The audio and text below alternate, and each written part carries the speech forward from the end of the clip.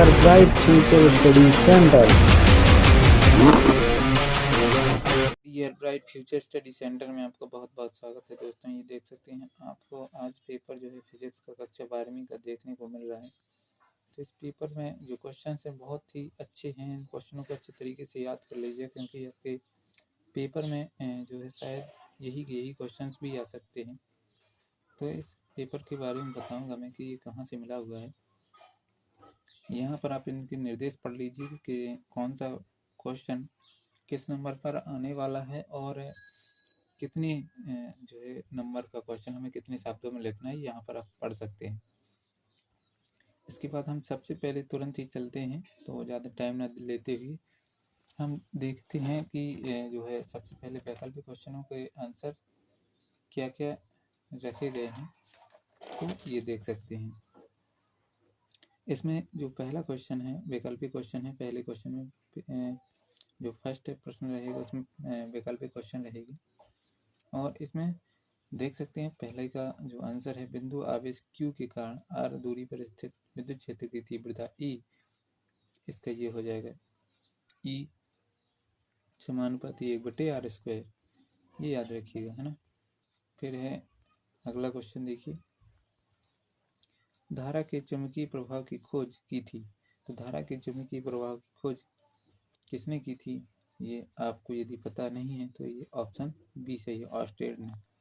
दोस्तों यदि आपको जो है वार्षिक एग्जाम का रियल पेपर चाहिए है, तो आपको इसी चैनल पर फिक्स टाइम पर, जितनी टाइम पर आपका एग्ज़ाम होने वाला है उतने टाइम पर इस पर वीडियो अपलोड कर दिया जाएगा। यदि उससे पहले आपको वो है रियल पेपर चाहिए है, तो इस वीडियो को इतना शेयर कीजिए और इतना शेयर कीजिए कि इस पर 1000 प्लस व्यू हो जाएं, और कम से कम इस पर आप 10 लोगों को सब्सक्राइब करवा दीजिए। तो आपको मैं एक दिन पहले ही इसका जो है वीडियो बना के आपको प्रोवाइड करवा दूँगा। ये चीज़ आप याद रखिएगा, है ना। यदि ऐसा होता है तो मैं गारंटी देता हूँ कि जो पेपर मैं आपको बताऊँगा वही का वही पेपर आएगा। आगे देखिए, लेकिन जो इसमें जो क्वेश्चन है, इसमें बहुत सारे क्वेश्चंस है वो जो आपके एग्ज़ाम में आने वाले हैं, तो आप इसमें ज़रूर देखिएगा, इसके क्वेश्चन को अच्छे से पढ़िएगा ज़रूर।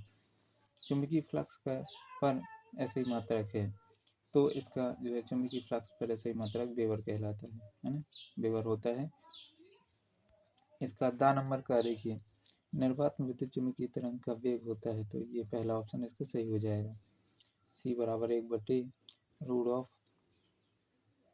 एप्सिलॉन में नॉट और E नॉट, है ना दोस्तों, म्यू नॉट और एप्सिलॉन नॉट। अगला देखिए E नंबर है, ज्यामितीय छाया में प्रकाश के अतिक्रमण को कहते हैं। तो अतिक्रमण को क्या कहते हैं दोस्तों, पहला इसका सही आंसर है व्यतिकरण। चलते हैं हम आगे क्वेश्चन की तरफ। एक फोटोन की ऊर्जा 3 इलेक्ट्रॉन वोल्ट है, वो फोटोन का तरंग दैर्ध्य क्या होगा। तो फोटोन का जो तरंग दैर्ध्य होगा, इसका ऑप्शन सही है बी,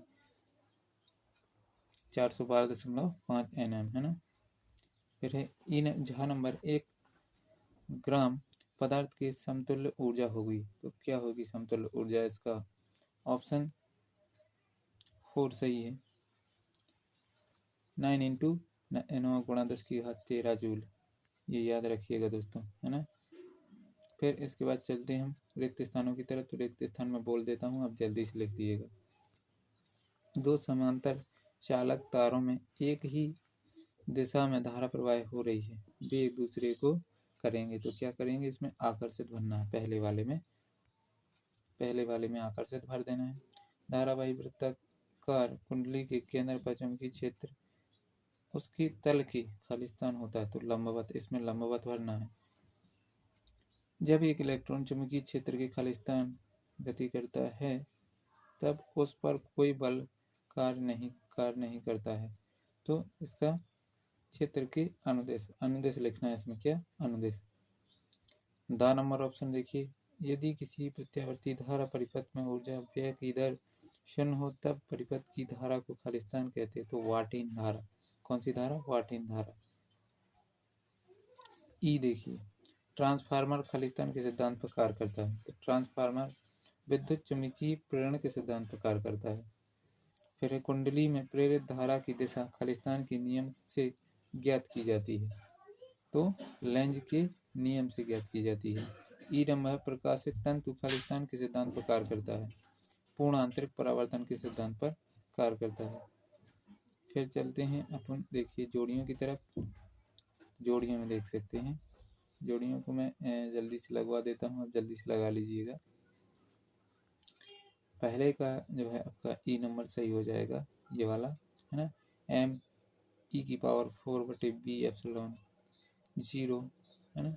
ये इस प्रकार से इसका हो जाएगा। बोर की त्रिज्या, तो बोर की त्रिज्या आपका द ऑप्शन सही है।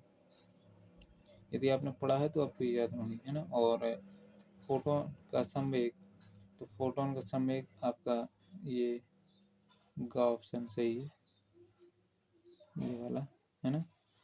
फिर है आइंस्टीन का प्रकाश विद्युत समीकरण, तो आइंस्टीन का प्रकाश विद्युत समीकरण ये आपका ब ऑप्शन में दिया गया है। फिर है प्रतिरोधकता का ताप गुणांक, प्रतिरोधकता ताप गुणांक, तो ये है आपका फा नंबर, ये देख सकते हैं अल्फा बराबर, है ना। सेल का आंतरिक प्रतिरोध, तो सेल का आंतरिक प्रतिरोध आप देख सकते हैं, ये है आपका सा नंबर। और लास्ट बचा है आपका, तो ये है आपका लास्ट का आ नंबर। इस प्रकार ये आपकी जोड़ियां मिल जाती हैं। अब चलते हैं हम दोस्तों इसके जो है एक शब्द या एक वाक्य में उत्तर की तरफ। ताप वृद्धि के साथ अर्धचालक की चालकता में किस प्रकार परिवर्तन होता है, तो बढ़ जाती है। पीएन संधि में अवक्षय परत की मोटाई किस कोटि की होती है, तो अवक्षय परत जो होती है उसकी मोटाई किस कोटि की होती है। तो इसका जो सही जवाब है, इसका जो सही जवाब है कौन सा है, दूसरा नंबर है, 10⁻⁻6 होती है ना। 10⁻⁻6 लिख देना है, 10⁻⁻6 मीटर। किस अभिनति में पीएन संधि डायोड का प्रतिरोध बहुत अधिक होता है, तो पश्च अभिनति में। यंग, चौथा देखिए, यंग के द्विस्लिट प्रयोग में किस रंग के लिए फ्रेंच चौड़ाई सबसे कम होती है, तो फ्रेंच चौड़ाई किसके लिए सबसे कम होती है, चौथे का है आपका बैगनी रंग के लिए। पतली फिल्म के रंग का कारण है क्या है, पतली जो फिल्म होती है इसकी रंग का क्या कारण है, तो व्यतिकरण। विद्युत चुम्बकीय स्पेक्ट्रम के विभिन्न भागों के नाम आवृत्ति के बढ़ते हुए क्रम में लिखिए। तो सबसे पहले आपको इसमें लिखना है रेडियो तरंगे, फिर इसके बाद चुंबकीय सूक्ष्म तरंगे, फिर अवराग किरणें, फिर दृश्य प्रकाश किरणें, और फिर पराबैंगनी किरणें, इसके बाद एक्स किरण, और फिर गामा किरण। ये आपको इस क्रम में लिख देनी है।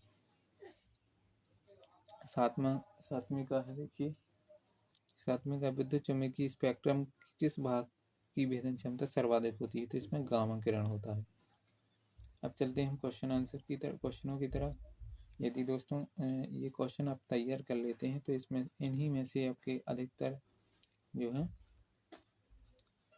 क्वेश्चंस आने वाले हैं, ये याद रखिएगा। और यदि आपको रियल पेपर चाहिए है तो आपको बता ही दिया है कि आपको क्या करना है। किसी विद्युत द्विध्रुव आघूर्ण को परिभाषित कीजिए, है ना। द्विध्रुव आघूर्ण को परिभाषित कीजिए, यह एक अदिश राशि है या सदिश राशि है। विद्युत फ्लक्स को परिभाषित कीजिए, इसका सही मात्रक लिखिए। बहुत ज़्यादा इंपॉर्टेंट क्वेश्चन है दोस्तों ये। अनुगमन वेग को परिभाषित कीजिए। विद्युत धारा एवं अनुगमन वेग में संबंध लिखिए। विशिष्ट प्रतिरोध और प्रतिरोधकता की परिभाषा लिखते हुए सही मात्रक और विमीय सूत्र लिखिए।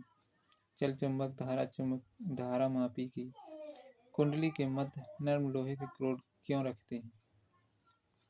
धारा मापी में चुंबक के ध्रुव अवतल क्यों बनाए जाते हैं, ये बताइए। एक 100 ओम का प्रतिरोधक 220 वोल्ट और 50 हर्ट्ज आपूर्ति से संयोजित है।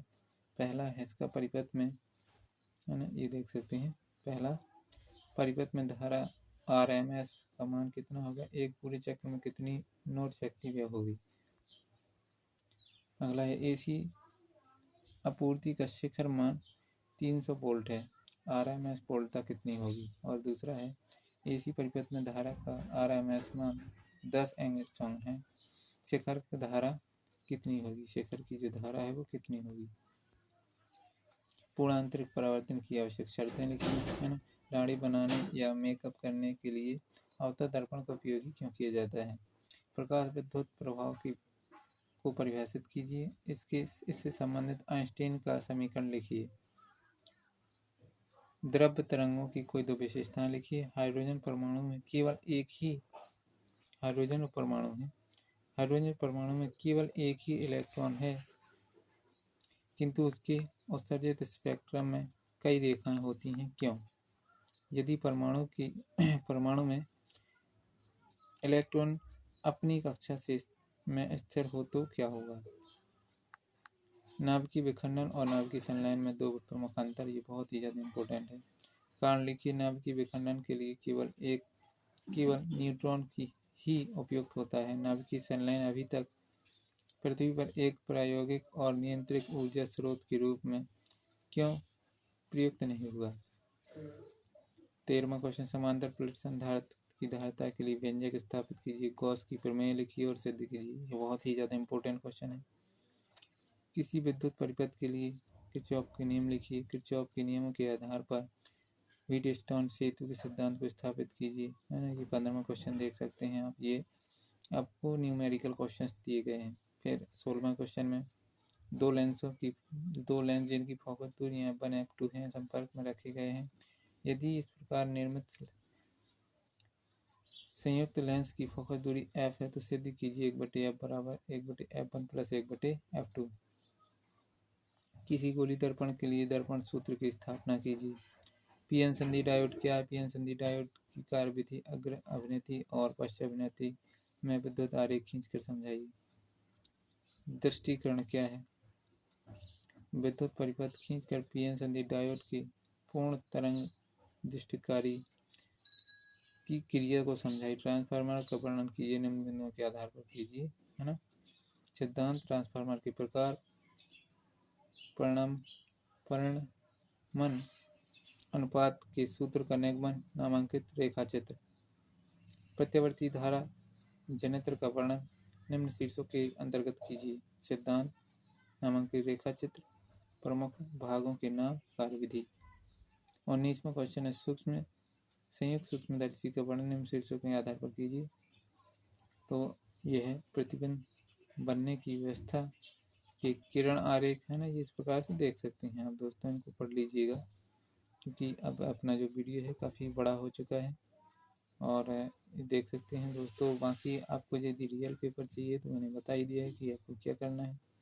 यदि आप इतना करते हैं तो मैं गारंटी देता हूँ कि जो पेपर मैं आपको बताऊँगा वही आपको पेपर में आएगा।